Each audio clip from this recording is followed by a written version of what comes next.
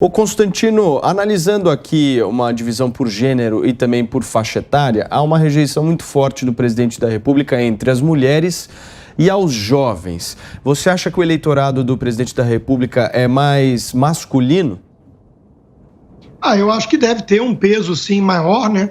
De homens com uma certa idade, mais experientes, talvez, mais maduros, não estão na fase universitária sob doutrinação ideológica pesada de militante disfarçado de professor, e as mulheres, via de regra, uma tendência, elas às vezes adotam uma visão mais estética de mundo, e o Bolsonaro não ajuda muito com o estilo tosco dele, sem muita liturgia do cargo, e massacrado pela imprensa durante a pandemia da forma que foi. Isso desgasta mais perante o público feminino, na minha interpretação. Agora, veja, Paulo, eu também não acredito nesses números. O Serrão já apontou a questão do teste do pudim, né?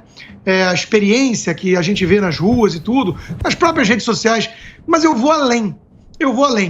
O body language, as coisas que são feitas e ditas pelos ministros do Supremo, pelo establishment, por exemplo, que tem, sim, preparado a olhos vistos, nus, aí, uma espécie de golpe, né?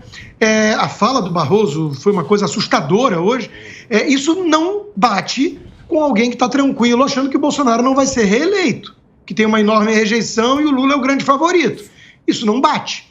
A ação dessa turma, o nervosismo que eles demonstram em relação a ter que atacar da forma que atacam, rasgando totalmente a liturgia do cargo, no caso deles, né, agindo de maneira totalmente antirrepublicana, mais parecendo assessores do PT do que ministros do STF ou do TSE, isso denota o quê? Uma desconfiança grande de que as pesquisas são fraudadas, são falsas, de que o Bolsonaro tem sim uma chance razoável de ser reeleito. Daí esse pânico todo, daí essa narrativa toda estridente, histérica, né? Então, cá entre nós, não dá para acreditar nesse nível de rejeição. Eu acho que ele tem alguma que cresceu perante classe média, média alta, o público feminino, por outras razões, mas 56%, quase 60% rejeitando, e o Lula com 40 e poucos por cento de intenção de voto não pode sair na rua. Não acredito. O Marco, em relação a essa pesquisa do Poder Data, se nós analisarmos de jovens entre 16 a 24 anos, 2 em cada 3 avalia o trabalho do presidente da República como ruim ou péssimo. Eu vi algumas análises em relação a esse público, que isso de alguma maneira, obviamente que isso não seria benéfico, mas pensando eleitoralmente e analisando esses índices com os índices de abstenção de voto, o público que mais deixa de votar, infelizmente no Brasil, é o mais jovem. Como é que você vê isso? Eu acho que, felizmente, o público mais jovem deixa de votar, Paulo, é o contrário, né? Aquele conselho do Nelson Rodrigues para os jovens, envelheçam, né?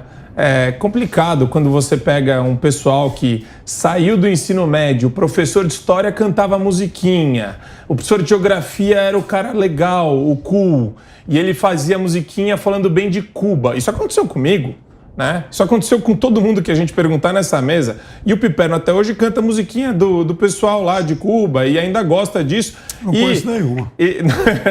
E acha legal, quer dizer, o problema, aqui voltando ainda para a questão midiática, parece que eu e o Piperno a gente vive em mundos completamente diferentes. Porque quando o Piperno fala que ele não enxerga mobilização midiática contra o presidente, é só puxar qualquer vídeo do pessoal fazendo torcida para que a viagem dele na Rússia desse errado. Tem um que apareceu agora, uma jornalista que eu respeito, mas que tem perdido bastante o pé com relação a questões relacionadas ao governo federal, Vera Magalhães. É um vídeo de torcida. Não tem mais análise. Quer dizer, para onde foi a análise? Tem 100 mil torcedores para meia dúzia de analistas. E pasmem, a meia dúzia de analistas que existe hoje no ambiente aí da televisão está majoritariamente aqui na Jovem Pan. Então, o problema com relação a isso é enxergar, né, na parcela que é influenciada da população. É muito difícil esse pessoal enxergar a realidade e eles ficam muito sujeitos a esse tipo de lavagem cerebral midiática, né? É que nem todo mundo repetia ad nauseam, a exaustão, que o presidente da Hungria é um ditador. Piperno falou isso 1 milhão de vezes. Aí você vai ver, não é. Até o Constantino me ajudou. Você vai ver, não é. Não, isso daí é completamente... Você falou do judiciário. Não, ele falou que existe uma questão que pode ser objeto de estudo com relação à relação entre parlamento e judiciário. O Roosevelt tentou isso. Agora, não tem... De novo, falta nuance aqui, Constantino. Quando a gente está conversando, falta um grau de nuance para se aprofundar em assuntos que são mais sofisticados, que são mais complexos. Mas, Marco Antônio, esse momento é muito importante, porque veja o que aconteceu aqui agora. Ainda bem que eu estou aqui para me defender. Né? O Piperno colocou palavras na minha boca, disse que eu concordei que ele é um ditador. Então, assim, é esse tipo de coisa que a mídia faz. Pega você, no começo, falou que e tira totalmente. Que a Hungria tinha coisas que não te agradavam, inclusive a questão da justiça. Isso. E daí ele é ditador? Agora, Paulo, posso fazer um desafio? Por favor, vamos voltar para a questão das eleições. Posso fazer um desafio? Por favor. Eu quero fazer um desafio aos institutos de pesquisa. 2 desafios. O primeiro, façam uma pesquisa em Uberaba e Uberlândia. Só Uberaba e Uberlândia. Vamos começar primeiro por aí. Para saber, ouçam lá 3.000 pessoas, principalmente jovens, para saber o que pensam do governo Bolsonaro, o que pensam da próxima eleição. Uberaba, Uberlândia, tá ok? Então lá. Outro desafio. Façam uma pesquisa em cerca de 150 a 200 cidades que são comandadas economicamente pelo agronegócio. Me tragam o resultado dessas cidades para a gente saber se lá, por acaso, você vai ter um presidente Bolsonaro tão desgastado quanto as pesquisas que a gente não sabe, onde ninguém ouviu as pessoas, afirmam que isso acontece. Desafio dado, vamos ver se vocês têm coragem de acatá-lo. Muito bem, e eu queria mais uma vez aproveitar aqui vocês que nos acompanham e pedir o seu voto na enquete aberta no portal da Jovem Pan News, jovempan.com.br. Nós estamos perguntando a vocês se é merecida essa reprovação do presidente da República, que segundo o Poder Data 360 já bateu mais de 55% aí de reprovação. Então vota lá, no final do programa eu trago o resultado parcial. Vamos voltar aqui para a nossa discussão. O Piperno, eu vi que você queria falar. Não, são muitas coisas aí, né? Mas, voltando então à questão da Hungria há pouco, o que eu disse... Aliás, o Marco estava falando sobre também voto e tudo mais, que seria até bom que os jovens não votassem. Você sabe que aqui no Brasil a gente já teve... Eu falei que o conselho para os jovens é envelheçam. Porque o jovem, ele é fruto, sim, de uma lavagem cerebral no ambiente estudantil e universitário. E, infelizmente, e eu sou prova disso, eu tinha uma quedinha pela social-democracia. E eu estourei a bolha. Por quê? Tudo que era fomentado no ambiente universitário para mim... Não tive acesso a nenhum livro de um liberal durante o ensino universitário e eu fiz PUC. E eu fiz PUC, mestrado e doutorado, inclusive. Então você vê como a influência do ambiente doutrinário brasileiro, onde você não conhece um professor que indica um livro de liberal. Esse é o problema da bolha. Bom, aí já são duas coisas. Que primeiro que no início de tudo, você falou que era até bom que os jovens não votassem, né? Não, ele foi irônico, né? Vamos também entender isso. Porque eu vou dizer um negócio pra você. Ele me deu um dado de abstenção. Qual que é o problema? Então, existe uma abstenção muito grande de jovens, Eu vou falar, porque o Brasil já teve momentos em que muita gente não votou, lá vem, né? Vai me chamar de ditador agora. Não, meu Deus do céu. Olha, o Brasil já teve até voto censitário, né? Só gente com dinheiro votava. Só um minuto. A gente vai continuar conversando um pouco sobre a pesquisa Poder Data 360 e olha, gente, a parcela da população que avalia o trabalho de Bolsonaro como ótimo ou bom também variou dentro da margem de erro. 28% contra 27% no levantamento anterior. O Constantino, existe aí também uma resistência por parte desse apoiador do presidente da República, porque desde o final do ano passado essa margem ela segue muito parecida, né? Se a gente acreditar nos números, né? Eu sempre faço essa ressalva aqui porque eles não batem com a nossa percepção. Mas eu queria pegar a oportunidade aqui para voltar ao caso da juventude. Foi um capítulo grande do meu livro best-seller Esquerda Caviar sobre juventude. Eu uso muito Nelson Rodrigues contra aquela coisa do maio de 68, enaltecimento da juventude. Veja, olha a contradição da esquerda. A esquerda é contra reduzir a maioridade penal. Ou seja, matou um sujeito por um par de tênis, É uma criança, coitada, cheia de proteção do ECA, fica ali um pouquinho, ficava na antiga FEBEM, hoje em dia fica lá um pouquinho e sai com o currículo Constantino, limpinho. me permita interrompê-lo, são 5h39 e eu queria muito receber você que nos acompanha também pelo rádio. Aqui nós estamos analisando a rejeição do presidente Jair Bolsonaro, o índice de aprovação, agora justamente esse é o tema que a gente está dialogando por aqui e eu tive que interromper o nosso Constantino que estava falando. Por favor, Consta, retoma. Então, eu falava sobre a rejeição juvenil, né? E a esquerda tem uma contradição clara, não quer baixar a maioridade penal porque trata Galalau, marmanjo, vagabundo, assassino, ladrão, né? Como criança coitadinha, vítima da sociedade, mas já quer que o cara vote com 16 anos. Né, tá lá fazendo TikTok, vendo lá o deputado Kim Kataguiri cantando Galinho Corococó e quer que vote para o rumo do país. Então, veja, é clara a contradição. É evidente que a esquerda quer explorar a inocência, o romantismo, a utopia dessa garotada despreparada. Isso é óbvio. Piperno. É claro que vai ter gente oportunista de qualquer lado. Por exemplo, tem uma deputada aqui, incensada pela extrema-direita, que ela quer, por exemplo, revogar a PEC da Bengala, supostamente em favor do cândido argumento de que isso não tiraria mais o estímulo de juízes, de pessoas que se sentem desestimuladas de ter que esperar tanto tempo. Aliás, a PEC da Bengala que foi instituída não faz muito tempo. Então, claro, tem oportunista para qualquer lado. O Serrão, voltando aqui nessa questão que eu trouxe em relação à pesquisa do Poder Data, esse índice de aprovação do presidente da República, ele se sustenta? Repetindo, acompanhando o voto do relator Constantino. Em sendo verdadeiro, real esse número, sim. Agora, Bolsonaro tem apoiadores consolidados. E é isso que está sendo ignorado na maioria das análises políticas. Goste-se ou não goste-se do Bolsonaro, o apoiador do Bolsonaro é muito fiel. E esse apoiador, apesar do ataque midiático, apesar do desgaste induzido, apesar da propaganda que as pesquisas tentam levar você a acreditar nelas, o Bolsonaro tem um apoio fiel consolidado. Da mesma forma como a esquerda também tem esse apoio consolidado. Essa eleição, na verdade, ela vai ser uma briga por esse naco de 40% a 45%, mais o pessoal que pretende se abster, né, sobre apoiar ou não o candidato em disputa. Bolsonaro é favorito porque tem a máquina a favor dele, tem realizações para mostrar. A esquerda não tem proposta para o Brasil até agora, não mostrou nenhuma alternativa concreta a Jair Bolsonaro. Só esculhambar o cara é muito fácil.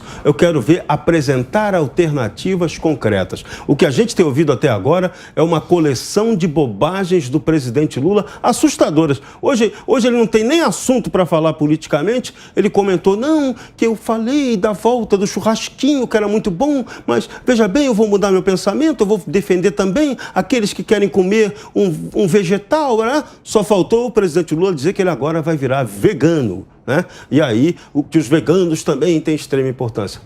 Né? Isso não é discurso político de presidenciável. Deixa eu pegar o seu gancho se referindo ao Lula, porque, gente, a ausência do presidente da República, Jair Bolsonaro, que está nessa viagem diplomática que a gente está comentando por aqui, deixou o caminho livre para os principais concorrentes fecharem os seus acordos políticos. Nós vamos ver esta publicação que a produção separou para a gente, vai exibir exatamente agora na tela, feita pelo ex-presidente Luiz Inácio Lula da Silva, que diz o seguinte: eu melhorei meu discurso, não falo só do pessoal voltar a comer churrasco, mas também o pessoal vegetariano que não come carne, poder comer uma boa salada orgânica, estimularmos uma agricultura mais saudável no nosso país. Está aí um tweet. Exatamente o que eu acabei de falar. Isso daí não é discurso político. Isso é campanha para Projaquistão, mas ele já tem o voto todo dos globais, ele não precisa. Isso Pelo daí, amor de Deus. Paulo, sinceramente, isso daí até eu acho risível, acho bizarro o Lula se prestar esse papel, porque virou uma espécie de campanha agora do politicamente correto, daqui a pouco vai fazer, que nem algumas empresas fizeram, fazer campanha contra a carne, dando tiro no pé. a mobilização contrária foi muito maior do que a campanha midiática que eles quiseram fazer em prol da marca. Mas, usando esse gancho aqui, acho que o Serrão trouxe um ponto importante. Existe, Serrão, de fato, proposta para o Brasil do PT e envolve o pior que há de projeto político ou de programa político partidário, né? Estamos falando em regulação da imprensa, descarada, abertamente. A mesma imprensa que sustenta o Lula com ares de nossa, olha só o que você está fazendo hoje, vem aqui, dá uma entrevista para nós e fica sustentando essa aura bizarra de ex-presidiário que ele tem, é a imprensa que ele quer regular depois que ele, se ele ganhar, né, numa hipótese terrível, o poder. Então, eu acho bastante factível o que ele está propondo. Ele está propondo revogar a reforma trabalhista. Ele está propondo retrocesso, descaradamente. E só uma pessoa cega ao que a gente avançou nos últimos anos com relação a essas pautas pode defender um programa político partidário tão autoritário e insano como o do Lula. Tem o Boulos, que é amigo do Piper. Se o Lula apoiar a cachaça sem álcool, eu juro que eu voto nele. Inclusive o Bolsonaro vai apoiar exatamente a feijoada diet feita de espírito de porco. Agora eu diria para você o seguinte, sobre esse negócio, sobre esse tweet aí do boboca do presidente Lula, bem né? Boboca, né? Mas ele quer falar para um público vegano, um público que ele nunca conversou na vida. Talvez ele nem saiba direito que seja isso, mas ok, deu lá, enfim, o recado dele. Agora, pelo menos não é aquela coisa de cara porco, né? Aquela farofa passa no rosto, suja tudo. Pô, Batista, isso aqui não é capa de revista, aquela farofada porca, né? O nefasto. O bicho, o nefasto. O nefasto não come nem bons parece um Drácula. De higiene pessoal. Agora, sobre regulação da mídia, já falei aqui 1 milhão de vezes, péssima ideia, ele tem que explicar direito o que é isso, porque esse negócio está muito vago, mas antes falar disso do que ameaçar a concessão da Rede Globo. Olha, concessão de vocês vai vencer, cuidado. E o nefasto fala isso toda hora, ameaça toda hora. Mas não é a mesma coisa? Não, ameaçar, tirar, não. Não, mas o que o Lula está fazendo é justamente dizer o que ele vai fazer, uma espécie de ameaça. E o que é a regulação? É isso que eu quero que explique exatamente o que vai ser. Que acontece? Eu conheço um projeto sobre isso. Tudo que vem do Lula tem ele tem a dúvida razoável em favor. Não, e é um projeto... Tudo. O Lula pode falar a maior obscenidade do mundo. Projeto ruim. O Piper não coloca dúvida razoável em favor do Lula. Você sabe o que é o projeto? Que você esse é o problema. Um pouco antes? É que, por exemplo, ele defendia, e muita gente do partido defendia, uma ideia, eu acho, de não permitir acúmulos de plataformas. Então, o cara que tem TV aberta, em tese, não poderia ter TV a cabo. Isso é ruim. Então, isso é intervenção estatal na nível de atividade econômica. Eu concordo com você. Isso é um equívoco. Isso eu acho um equívoco. Agora, ameaçar... Mas o problema é o Orbán. O problema é o Vítor Orbán. Ameaçar, caçar concessão, aí é o Orbán. Não é nem prerrogativa dele, é do Legislativo. Então, mas ele... de novo, a gente está... Mas ele é tão mentiroso que ele fala que ele vai fazer isso. Não, o Lula... Espera só um minuto, Serrão, só um minuto. O Piperno, antes de você me falar, eu quero te fazer uma pergunta no seguinte sentido. Mesmo com esse projeto de regulamentação da mídia, se for dessa maneira que nós estamos discutindo, você ainda prefere Lula a Bolsonaro? Você vai me responder daqui a pouquinho. Vamos voltar então à nossa discussão aqui no 3 em 1. Piperno, vou refazer aqui a pergunta que eu te fiz antes desse recado que a gente deu agora aqui no programa. Se caso se confirme justamente essa tentativa de cerceamento da imprensa por parte do ex-presidente Lula, você ainda acha ele uma melhor opção do que o presidente Jair Bolsonaro? A gente não falou em cerceamento antes, mas ok. Eu acho ele sim, esse projeto é ruim, repito sempre isso. Essa ideia que a gente não viu esmiuçada ainda, eu acho ruim. Agora, pior que isso é você ameaçar retirar a concessão de veículo de comunicação, você, por exemplo, ameaçar tirar um youtuber como Felipe Neto do ar, alegando que ele pode ser enquadrado na Lei de Segurança Nacional, como já ocorreu. Então, essas iniciativas eu acho mais autoritárias. Isso é pior do que um projeto de regulamentação da mídia, na sua regulamentação não significa automaticamente censura ou cassação de concessão. Serrão. Jair Bolsonaro em nenhum momento ameaçou cassar a concessão da Rede Globo. Isso é um ponto. Segundo ponto, a concessão da Rede Globo será renovada. E eu vou dar o spoiler, Concordo. vou repetir o que eu falei ontem. A família Marinho vai sair do controle acionário da Rede Globo e isso vai facilitar com que o processo seja aprovado. Embora hoje a concessão ou não da televisão para eles não faz a menor diferença, eles estão em outros negócios, em outras plataformas. Marco. Eu enxergo aqui no Piperno... Só um minuto, Marco. Antes disso, eu queria muito receber a todos que também nos acompanham através do rádio, justamente agora, nossa audiência em todo o Brasil. 5 horas e 52 minutos para você que nos ouve aqui na Jovem Pan News. Nós estamos de volta com o nosso 3 em 1, repercutindo um pouquinho justamente dessa pesquisa Data Poder 360, conversando um pouco sobre rejeição, enfim. Marco, seu comentário. O pessoal tem que entender também da audiência que quando eu e o Piperno a gente discute, para mim o Piperno é um símbolo da esquerda, não tem nada de pessoal com ele aqui, tá? Não é que eu mereço fico, tanto, não.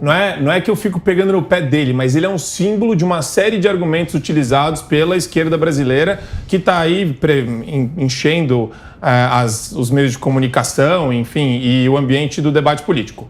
Mas o ponto aqui, Paulo, o Piperno enxerga muito mais num tweet do presidente Bolsonaro algo de concreto do que numa promessa concreta, e você colocou em prática ainda, né? Você falou, se eleito e ele implementar concretamente uma regulação nesse sentido, como que você faria? E o Piperno prefere o concreto negativo, ruim do futuro, né, que ele está colocando para nós, do que o tweet do presidente ou do que qualquer manifestação que o presidente faça. Então, o ponto aqui é, de novo, a mentalidade da esquerda de que os fins justificam os meios. Se é o grupo que o Piperno apoia no poder, vale tudo.